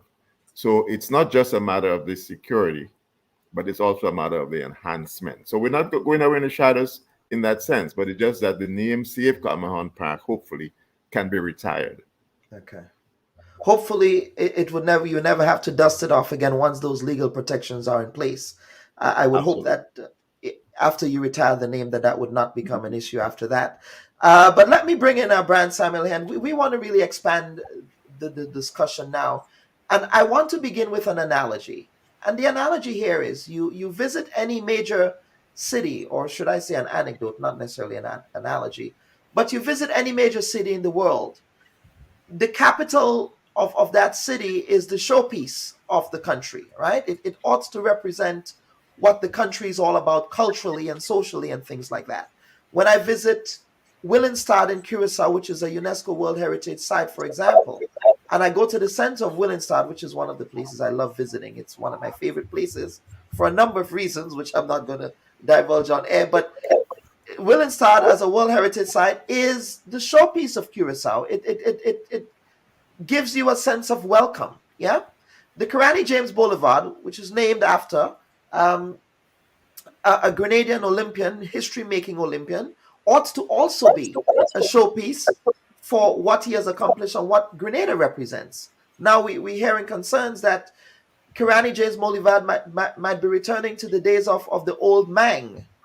You remember the days of the Mang when you had all of these abandoned old iron in there, and you had Rust engineering, rust, right? You know what I mean? And you had all of that, and people are saying that and Grenada seems workshop. to be Grenada workshop, right? There seems to be a regression. That place has been cleaned up nicely through private-public partnership, and people are saying that there is a regression there. I want to get you guys' thoughts on what we're seeing at the Kirani James Boulevard before we expand on the discussion of vending across the country. Brad, I want to begin with you. Thank you very much, Kellen, and it's great to be here again. Hi, Jude. First of all, let me just voice my support for Jude's committee and so on. And if you ever need someone to come down there and chain myself to a tree, just give me a call. Thanks, Brian. Thank you. Also wanted to say to the two previous guests, Chris and Wendell, it's great hearing you talk about the performing arts and literature in Grenada. And Wendell, you said that your book was born on Spice Island, the talk shop. Come back, we need you. Now to get is back the talk shop still active? I didn't know it was still active. It is, but it's on life support. There's only about 10 of us on it. So it's still there. So come. Okay, all right, go ahead. Getting down to Kirani Boulevard, I actually wanted to make this on the veranda because I'm actually overlooking. I live on Lucas Street and I overlook the Mang. So I don't know much about urban renewal and so on, but I have a very, very vested interest in this. Let's go back 10 or so years when, bless his soul, one of the best investors that Grenada ever had, Savvy, Peter de Savary, did an incredible job in cleaning up the lagoon, getting rid of all the garbage and the old boats and the old wrecks and stuff that was in there, and building something very beautiful and very special. Now, the point of that was, A, as a project itself, but B, it was to have a multiplier effect. Marinas are like golf courses. You can make money from the marina and the golf course, but where you really make money is the ancillary, the land values and the commercial activities that you can do adjacent to the golf course or the marina. I mean, just look at the view. I mean, you couldn't want a better view than the view of those beautiful yachts at rest in the lagoon. You have anywhere up to 100 boats up there. Every boat has a little boat. Every boat has a dinghy. Every boat has people on it. There are well-heeled tourists, yachties, sailors who are in the vicinity. You could see them right there. And where have they got to go? The idea was that there would be boutiques, there would be restaurants, there'd be bars, there'd be shopping, there'd be all kinds of things that would grow in the lagoon to complement the marina. That's not happened. And in fact, it's worse now than when the marina was completed 10-something years ago. We've got the big trucks there and all the old wrecks that are things. So why would anybody take their dinghy from a yacht and go onto the Kirani James Boulevard is beyond me, because there's not much there to do. Of course, they're going to go to Island Water World to get their stuff. There's the Black Mermaid Bar, which is all very nice, but we need more upmarket places like that. Grenada is missing a trick in all of this. We just don't understand the concept of zoning. The Kirani James Boulevard is not meant for a trucking company. It's not meant for heavy industry. You want to do that, that's fine, but don't put it next to a high-end marina, because it's literally polluting the environment. All the boats that are there. I mean, I sail a lot with Danny Donaldson on Savvy, and coming in and out, you got to watch yourself, because there's submerged wrecks all over the place. Get rid of them. It could be so much better. When Savvy wanted to do the original project and he wanted to do the bungalows opposite Foodland and so on, there was a massive hue and cry and outcry. No, we don't want that. We want the lagoon to stay just as it is. Well, look where it is now. It's even worse than it was then. So we are missing a real trick. Look at that. I mean, look at that stuff. And the water itself. Well, there's not much you can do about the water because it's an enclosed body of water, but you wouldn't want to fall over in the lagoon. So, we need to start cleaning up the wrecks. You could have vending. I'm not against public vending because, as we say, the small man must eat a food. But do it in a controlled, proper environment. build vending booths. And when I say build vending booths and build vending facilities, don't do it the way we do it normally. In other words, appoint a government committee, a planning committee. Look at the vendors market in Grenada. We don't want something else like that. It's small, it's airless, hot. These little booths, everyone next to each other, and everybody selling the same thing. No, if you're going to design some kind of facility for vendors to market to tourists and so on, have somebody private design it. Have a creative architect, someone like Brian Bullen, Joanna Koska, Irina Koska, somebody who knows how to appeal to people of a certain taste who want to see a certain facility. So there is a lot of potential there, but we are completely missing the trick. And it really upsets me that the Mang is even worse than it was 10, 15 years ago. Would you say it's worse though? I mean, I wouldn't say. I would say it's unsightly, but I wouldn't say it's worse than it was 10 years ago. I mean, did you see all of that mangled metal that was there? Yeah. Okay. No, I get that point. And again, going back to Peter de Savary. Oh, Peter de Savary's time when it was just cleaned up. Yeah, Jude, let me bring you back here. here. Incredible work in cleaning up the water side. I'm talking about the land side. Absolutely. Yeah. Jude. Can I just take a pin here? Yes. Well, before there was Camahan Park, even around the same time that Camahan Park was being developed, there was, I don't know if many of you remember it, the Lagoon Park. And as history would have it, I was a part of that as well. Mm-hmm. I had to personally, in my capacity as the product development officer at the Ministry of Tourism then, get rid of two very, very strong Grenadian businessmen, one at either end of that Mang, as we called it then. At the upper end, there was Mr. Alan Lewis, the Grenada General Workshop, you remember. He had his wrecks. He was the first person who had a record service in Grenada. And the wrecks were always all up there at the end, close to where they have the seaport now. And we actually had to drive between wrecks to get to that roundabout there. I don't know if any of you recall that. As a matter of fact, I remember someone actually writing off a car on one of the wrecks, because there were wrecks on both sides of the street. At the other extreme, there was Mr. Ross with his workshop. I can't remember what the name of that workshop was. So at both ends, we had those unsightly things happening. And we had to get notices, enforcement orders, and eventually we got both of the businesses out of the lagoon. And from there sprung the Lagoon Park. There was an old, I think it's an English woman called American, Mrs. Betsy Frisbee, who was the champion of that project. We got the private sector, Glyn's Garage, Bryden and Miners. We had a landscaping service. We planted trees with the help of people like Mr. John Albany and others. And that was a lovely place. And it was clean twice, it was mowed twice a month, and wonderful place. So unlike Brian, I disagree with you there. When the bungalows came, that's what we had. And I resisted the bungalows too, because we felt that we did not want to kill that vista to the marina with buildings, right, on the shoreline, so you couldn't see the marina. But we had at that time, and you're quite right, not 10 years ago, but more than 10 years ago, 25, 30 years ago, a lovely park, which we thought could have been maintained and could provide a lovely vista as you drive into St. George's. But what has happened now, I mean, it's just totally out of control. I mean, it is just crazy. It is unsightly. And as Brian hinted, it cannot be healthy either. How did we allow it to get that far? I hope that someone has the political will enough to get rid of that.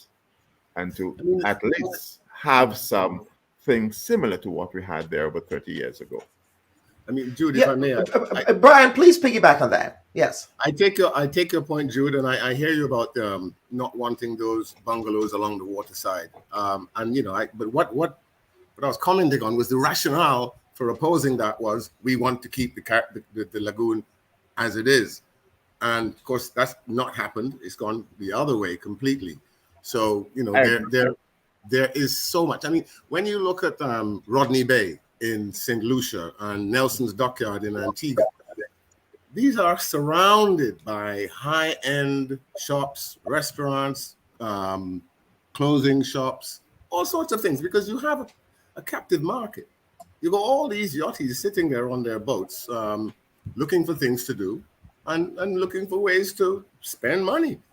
And I don't blame them for not going along the lagoon, because why would you, unless you wanted to go to Island Waterworld or you know, get something that you need. But other than that, there's nothing to attract anybody, which is, like I said, it's unusual. Typically, when you have these marinas, you spawn all these things around them.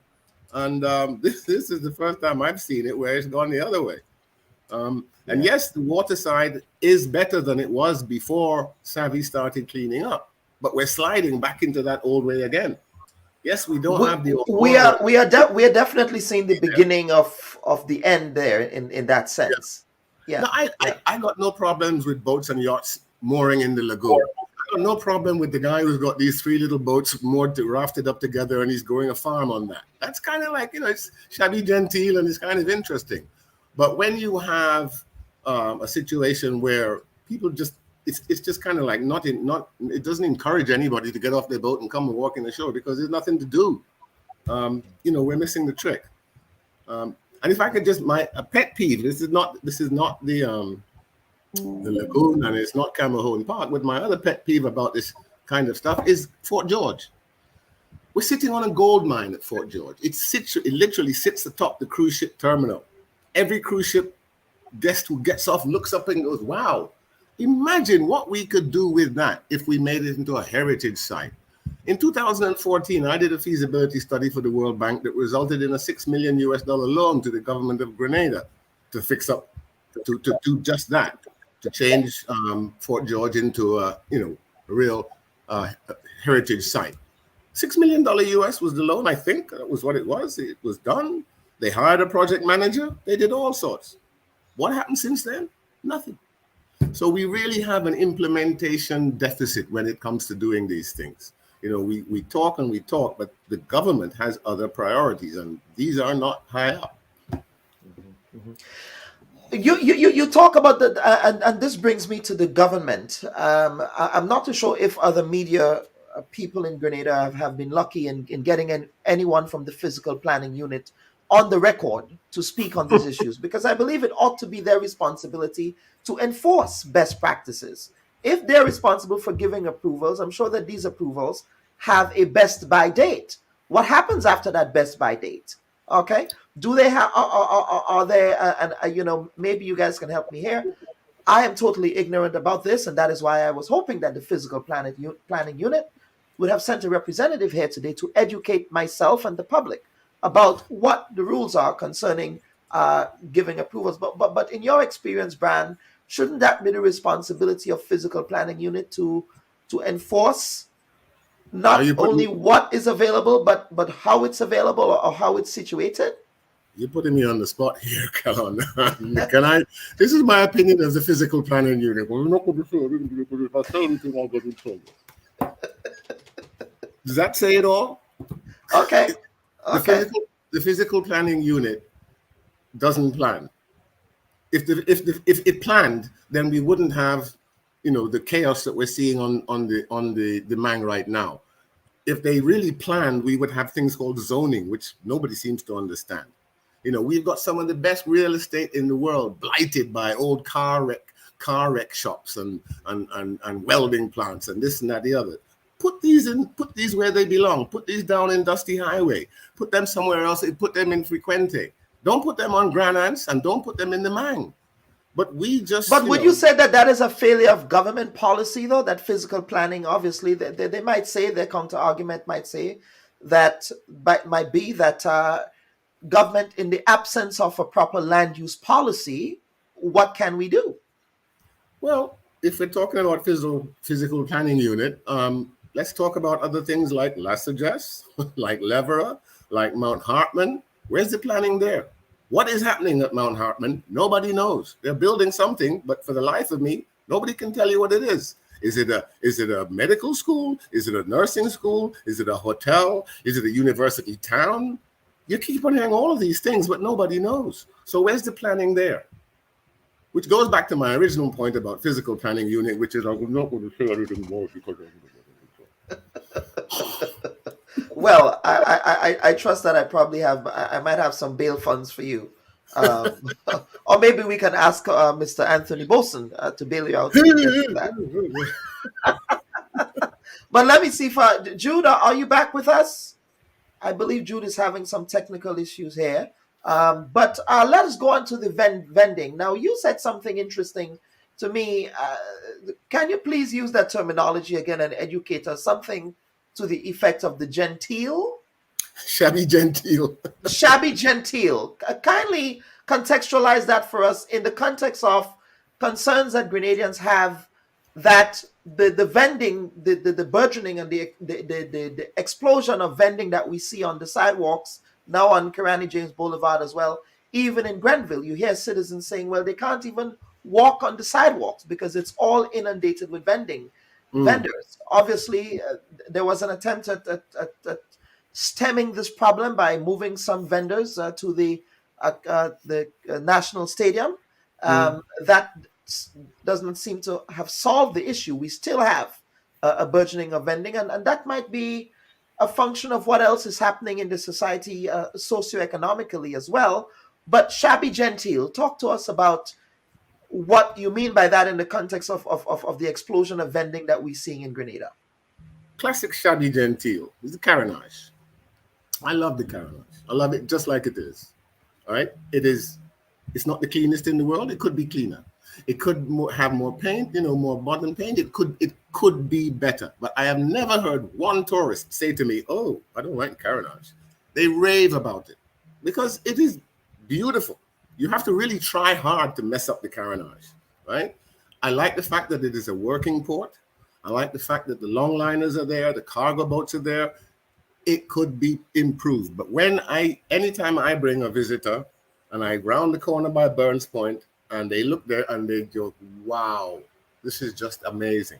But it is very particular. It is very Grenadian.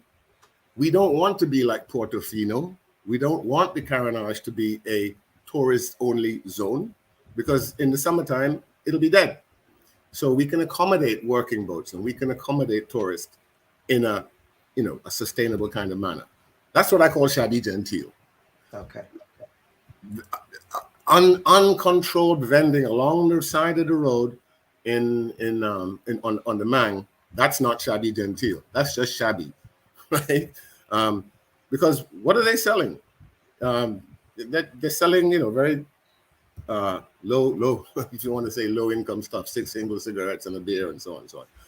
That's not what the lagoon needs. The lagoon needs to be brought up a little bit.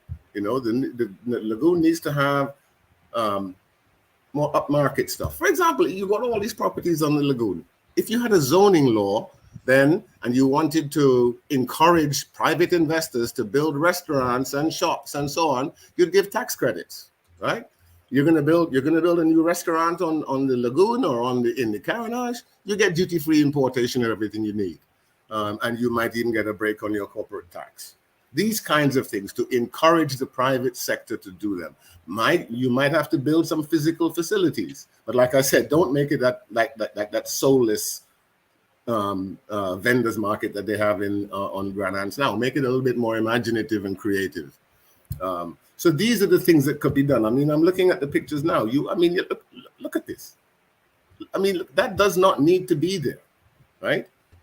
And the Port Authority, I don't know. It's, again, a lot of the agencies, they try and do something, but then next thing you know, they get a call from a member of parliament or a minister or something and says, stop what you're doing. So this also has a socio-political dimension, right? And we need political will and political leadership to get this done. Jude, are you back with us? Oh, yes, I am. Yes, I am. yes. Yeah, so we just got into the vending conversation. What can we do about that expansive vending in the absence of what is clearly any enforcement around how it happens? I mean, I'm sure that no one in Grenada would be opposed to someone making a living, right? But it's just very haphazard and it's all over the place. I've looked at this, and I am convinced that it's something that we have allowed to seep into our psyche as Grenadian. This whole idea of hustling instead of being a small business person or small entrepreneur. Everyone feels that he or she has to hustle. Look at the bus drivers on the road, on the Grandlands route. They're hustling. They're competing against themselves. No one else. No one else. But why is that? Why is that though, Mr. Bernard? Isn't that a function of the socioeconomic times in which we live in? Things are hard. People have to find a way to make a living. But if you have 10 buses on a route, yeah, and it's only 10 of them, and no one is coming from outside to compete with them, couldn't they work orderly and let everyone get his share of the pie? But when you have to block someone or do all the funny things that are done, to me, it's greed. And it is chaotic. It is not just because everybody has to survive from the same number of patrons. And it's only you who are there. No one else is coming in from outside. It's not a big coaster coming in or somebody with some other means of transport. So you're competing against yourselves. But it is a mentality we have. And if you see in agriculture, the same thing happens too. Because we don't have a proper distribution system for agricultural products. Everyone feels, every farmer wants to sell to the final consumer. So the farmer works for 3 days a week, gets a loan, buys a pickup truck, goes outside of a supermarket and tries to compete with them when he or she should be on the farm producing more, reducing the per unit cost of production because you become a larger scale producer. It happens everywhere. The tourist vendors, the same thing. They make their things from scratch and then they come to sell to the tourist.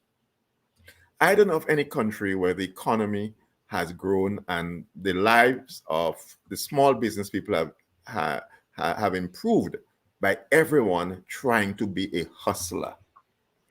I think we need to have proper zoning and we need to have properly established centers where folks can ply the trade. And the consumers, the patrons or would-be patrons would know where to find those things.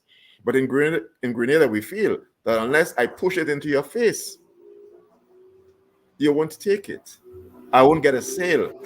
Like a bus driver stopping and asking if you go in the town. As though you didn't know where you left your home to go to. Why do you have to ask me that? I left home and I know where I'm headed. And that kind of pushfulness to me is what is pervading our society. And without the political will to put some order, I mean, we're going to just end up in a very, very chaotic country. So we have to do planning, we have to do zoning, we have to provide facilities. But we must let folks know you cannot just take your goods and go anywhere and put it in people's face, block their way, slow them down, so you get a sale. It just doesn't happen that way, and it won't help us develop as a country. But Brand makes a point here that it requires political will, and some might say that just like squatting, politicians might not be amenable to alienate some of those working people who voted for them. Well, what are your thoughts on that idea, Jude? So that it might not necessarily, this will just continue to burgeon as an issue. Well, to me, it's all short-sightedness. If you can educate your people and let them know that it's not helping them, and you can find other means of income, you can grow your business better and even hire other folks in your community instead of everyone competing against each other in that dog eat dog attitude. And we have to do it. It has to be done. We see confrontation sometimes among those people. Bus drivers, I mean, they get into problem with the law all the time. Because why? The same attitude. We had a market square in St. George's that was supposed to be the mecca for vending. Since then, we've also had the Bruce Street Mall. And yet now we have more vending on the streets than ever. People just show up. Look at the port highway. One person probably started up there, and now we have, little things set up all the way down to Tam CC. Do we want to continue like that? We must have order. We must provide opportunities for our people, but it has to be in an orderly way. And unless someone steps in, you have to do the right things. It's going to be hard. You have to educate. You'll have to show other opportunities and other things like that. But what is going on now just cannot be allowed to continue. It's not and Brian makes the point that he's not opposed to shabby genteel entrepreneurs. It's not that. He's just opposed to the way that it happens and the quality of the booths that we see. Brian, is that your theory of the case? Yeah, I mean, this eat a food mentality, going on to the point that you were making in the previous section about Grenada and words and language. This eat a food mentality is okay up to a point. But as Jude said, you can't allow everybody to be eating a food just as willy-nilly wherever they want to go. There has to be some structure. I don't know why Grenada finds it so difficult to do this thing called planning. It's like it's really not that difficult. You have a plan, you have a land use policy, and you follow it. So we can do these incredible things. We could do all these weird and wonderful projects, but we can't seem to do the simple things properly, which is just to have a zoning area. When I'm literally looking down now on the lagoon now, and I can see these things from here. It doesn't look clean, and I'm miles away. So you could see that this is not pure Grenada. And again, I got an issue about pure Grenada. We talk pure Grenada. We don't do pure Grenada. We're doing. Look what happened with the last suggest development, where they just destroyed the mangroves and they destroyed the wetlands. Is that pure Grenada? Look what they're doing up in Leverett. Look what they're doing in destruction of the mangroves down at Mount Hartman, at Coral Cove in Lansepine. None of these are pure Grenada. They are destroying what people come to Grenada for. My brother and sister-in-law live in London, and of course, they are connected to Grenada. They come at least once every 2 years, usually once a year, and been doing that for 40 years. They are the classic tourists that Grenada appeals to and needs. They're not going to come here if we keep on doing what we're doing now, because Grenada will turn into something, a mass market destination, unplanned and unzoned. And that's not what people come here for. People come here because we are small, we are beautiful, and we're clean. We're not clean on the Mang now. So we really need to fix up our act. Absolutely. Let's get to some comments here. Dominic Thomas is saying, this tells us something about the economy and the cost of living. The poverty speaks and our people are finding a means to survive. What are your thoughts on that idea? It really tells us about the state of socioeconomics here. What we're seeing with the vending and the roadside shabby genteels. Well, as I said before, if I may just say something here. Yes. It is just a mentality. Because in many cases, they do not earn more by doing that. I give the example of the buses. One evening I had to use the bus for a very short trip. And the guy stopped around the roundabout, the Trouble roundabout there, and he was asking me to jump into the front seat. He barely stopped. I don't ride in the front of buses for certain safety reasons. And I'm paying my money. I'm not going to hop into a bus and have to get my money to pay to you afterwards. So I refused. And I kindly asked him to open the side door, the conductor. And I went in, and he was fuming. because just down the street at the entrance to the Frequenty Industrial Park, he saw a crowd of people there when he was coming down the stretch. So another bus overtook him while I was taking my good time to get in, and he was fuming. But little did he realize, just a few yards up the stretch, there was another crowd of people waiting for a bus. So you leapfrog. So you get a first set, but you wouldn't have gotten the other set because there are sufficient patrons, commuters waiting for buses. But it's just a mindset. I've got to take what I see now. And to me, it's more greed than necessity. They don't earn more. They cost them more to run their vehicles because they damage them. They pay a lot in court, a lot of downtime. They cost more for brakes, for tires, for everything. They're not better off. And many of the folks who push things in your face and do this sort of things, they are not better off. We have to find a way of letting them know that there are other, better, more socially acceptable ways of making money. And you can make money. There is money to be made, but not in the way we want to do it. We're rubbing potential customers the wrong way. And if it continues, especially with the tourists, we're going to chase them. So I don't buy the fact that because of the economy is bad and people have to do that. People are doing it without, as some folks say, they are rebels without a cause. And you know what we're very good at? We're very good at cutting off our nose to spite our face, because we kind of do, bottom of the barrel tourism. Cruise ships, for example. You bring in cruise ships and they spend cruise ship passengers and they spend $40. What's that? And in the meantime, we're ignoring the real market, which is people who come and spend 2 weeks and spend $2,000. And they don't want to go to Grand Anse Beach when the cruise ships are in because it's just completely spoiled. But all we see is the big numbers of the cruise ships rather than looking at the quality of the stayover market. So we don't do, we let a man eat a food somewhere and we give them permission to go and sell on the Mang and everything like that, not realizing that we are actually destroying the product that makes us famous in the tourism market for the people who know us. We're a very well kept secret, but we're in danger of losing that by just destroying the little piece of paradise or whatever they want to call it that tourists come here for. Absolutely. We have another comment. It's not a problem to survive, but we have to do it in a very structural and orderly manner. Not everyone putting down shanties all over the place. I think, again, speaking to the choir here.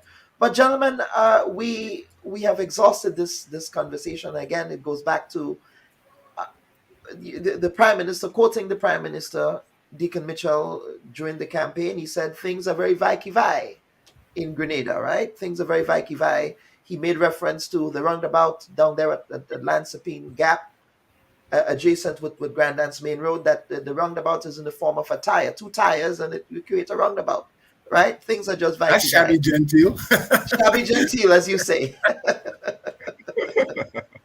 So what we want to do, folks, is to take a quick break, and then we'll come back for some final comments before we close today's program. So please stand by. And welcome back, folks. At this point, I want to invite our panelists to make some closing comments as we get to the end of today's program. Jude, I would want to start with you. Thank you. Well, in closing, I'd like to say that as a people in Grenada, there is a lot of potential. There's a lot that beckons for us, especially as we have this new start. But we have to be mindful of how we tread forward. There are a lot of things that we have to change. There are a lot of things that we can improve on. For instance, the Camahan Park, when it was conceptualized, it wasn't seen as an opportunity to allow Grenadians, native Grenadians, to have a piece of their own paradise, Grand Anse Beach.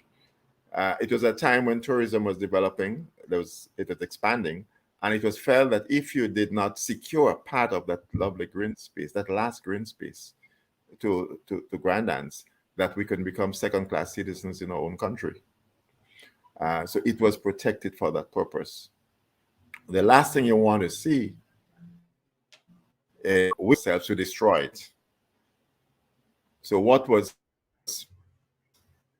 being class to on and with the help of the government and the administration in place, preserve that and improve it, enhance it, and let it be, as I say, a signature project that we can be proud of many, many years down the road. We do not want to, as the guy says, as Brian spoke about, spoiling our face by, destroying our nose. We have to do things in a very careful and controlled way. There must be planning. We have allowed it to go very far, unplanned and unstructured. But someone has to bite the bullet. Someone has to say, well, enough is enough.